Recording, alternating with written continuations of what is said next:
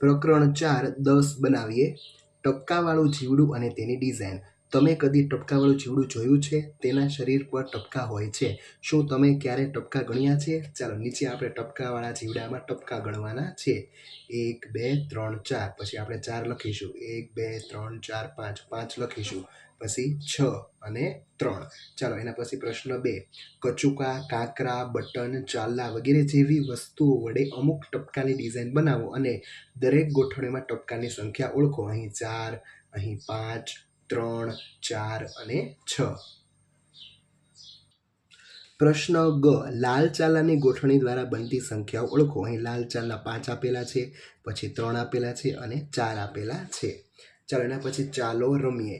તમારા મિત્ર સાથે તમારે રમવાનું છે. સૌપ્રથમ તમારે રંગ પસંદ કરવાનો અને દર વખતે જ્યારે પાસામાં તમારે અંક આવે એ પાસામાં તમારે તે રંગ તમારે પસંદ કરેલો રંગ પૂરવાનો. પછી મિત્રનો રંગ તમારે છે એ મિત્રના રંગમાં તમારે મિત્ર છે એ રંગ પૂરશે. એવી રીતના રમત રમવાની છે.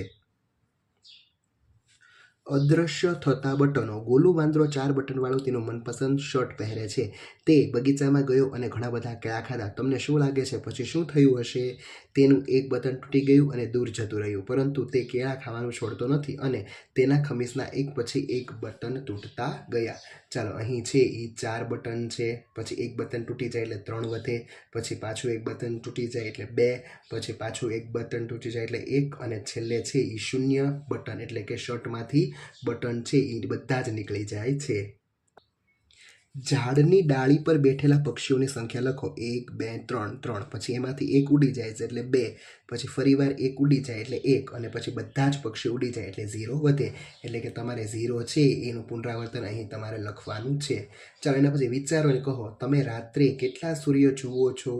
તો કે રાત્રે સૂર્ય દેખાય નહીં, એટલે આપણે ના, એક પણ નહીં. તમે બપોરે કેટલા ચંદ્ર જુઓ છો? તો કે એક પણ નહીં. ચાલો એના પછી 10મો જન્મદિવસ.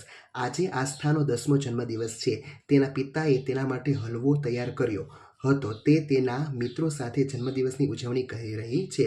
સૌથી પહેલો પ્રશ્ન છે કે આસ્થાએ કેટલા દીવા પ્રગટાવ્યા? તો કે 1 2 3 4 5 6 7 8 9 10 અને 11. 11મો દીવો છે એ તુલસી ક્યારે છે? તો 10 દીવા છે એ પ્રગટાવે છે અને 11, જો તમારા શિક્ષક તમને કહે કે 11 લખવાના, તો તમારે નીચે આપેલી ખાલી જગ્યામાં 11 લખવાના, નહીંતર 10 લખવાના. તમારા શિક્ષકની મદદ લેવાની છે.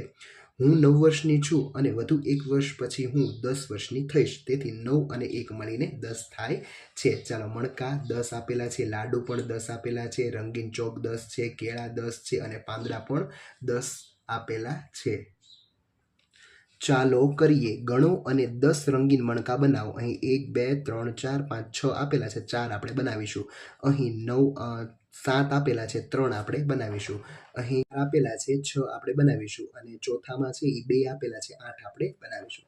ચાલો 10-10ના બટન ખૂટતા બનાવવાના છે. એટલે અહીં 3 આપેલા છે, આપણે 7 બટન બનાવીશું.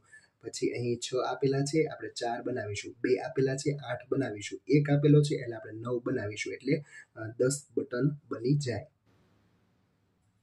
ચાલો એના પછી મજેદાર 5 અને 10. નમૂનાને અનુસરો અને લાકડી વડે અલગ પડેલી સંખ્યાની જોડ લખો. એક ઉદાહરણ આપેલું છે કે 1 અને 4, 1 અને 4, 2 અને 3, 3 અને 2, 4 અને 1 અને 5 અને 0. આંગળીઓ બતાવો. તમારા મિત્રને 5 બનાવવા માટે કેટલી આંગળીની જરૂર પડશે? તો કે 2 આંગળીની જરૂર પડે. ચાલો એના પછી તમારે 10ની જોડી બનાવી છે. અહીંયા 1 આંગળી છે તો 9 આંગળી કરીએ તો 10 થાય. 2 આંગળી અને 8 આંગળી એટલે 10. 3 આંગળી અને 7 આંગળી એટલે 10. 4 આંગળી અને 6 આંગળી એટલે 10. અને 5 આંગળી અને 5 આંગળી બંને ભેગી થઈને કેટલી થશે? તો 10. તેથી તમારે સંખ્યાકાળની રમત રમવાની છે. ચાલો પછી 20 સુધીની ગણતરી આપણે કરીએ. નારંગીની સંખ્યા ગણીએ. અહીં 10, 10 ને 1 11, 10 ને 2 12, 10 ને 3 13, 10 ને 4 14, 10 ને 5 15, 10 ને 6 16, 10 ને 7 17, 10 ને 8 18, 10 ને 9 19 અને 10 ને 10 20. થી 20 સુધીની સંખ્યા લખો. દરેક વિદ્યાર્થીએ 11 થી 20 સુધીની સંખ્યા છે એ લખવાની રહેશે. ગણો અને લખો. 10નું જૂથ અને 8 છૂટી લાકડી એટલે કે 18. પછી 10ના પાંદડા 10 અને 1 જૂથ અને 3 પાંદડા એટલે 13. ચાલો એના પછી 14 માટે છે એ એક જૂથ 10નું અને 4 છે એમાં રંગ પૂરવાનો. 19માં એક જૂથ અને 9 છૂટા. 16માં એક જૂથ અને 6 છૂટામાં રંગ પૂરીશું. ચાલો આપેલા ખાનામાં તમારે 1 થી 20 સંખ્યા લખવાની છે. 1 2 3 4 5 6 7 8 9 10 11 12 13 14 15 16 17 18 19 અને 20 ખૂટતા અંકો લખવાના રહેશે.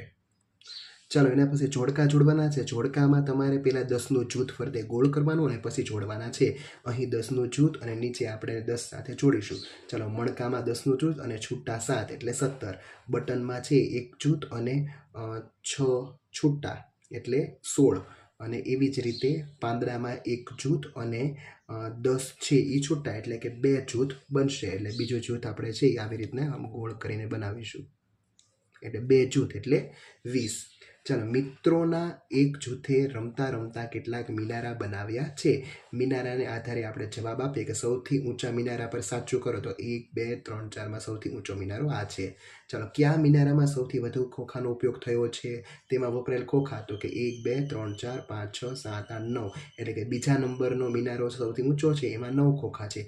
કયા મિનારામાં સૌથી ઓછા ખોખા છે અને કેટલા ખોખાનો ઉપયોગ કરેલો છે?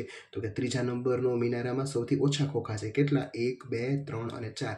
4 આપણે નીચે લખીશું. નાની સંખ્યા ઉપર વર્તુળ કરો એટલે 8 12 6માં નાની સંખ્યા 6. અહીં 11. હવે મોટી સંખ્યા ઉપર વર્તુળ કરો 16 19 અને 11માં 19 અને આમાં 17. તે છુપાયેલી સંખ્યા તમારે શોધવાની છે એટલે 14 15 16 17 18 11 12 13 14 15 16 17 18 19 અને 13 14 15 16 અને 17. ચાલો એના પછી સૌથી મોટા અંકથી શરૂ કરીને તમારે નાના સુધી જવાનું. સૌથી મોટા 20 16 11 9 અને 3 અને એક ખાનું છે એ ખાલી રહેશે કારણ કે એટલી સંખ્યા તમને આપેલી નથી. ચાલો એના પછી ગણતરી કરો અને લખો બ્લોકની સંખ્યા 11 અને ટપકાની સંખ્યા 13. ચાલો એના પછી 1 થી 20 સુધીના ટપકા તમારે જોડવાના છે અને પછી પ્રશ્ન આપવાનો શું તે પશુ છે કે પક્ષી? તો કે પક્ષી. અહીં તમારું આ ચેપ્ટર પૂરું થાય છે. Thank you.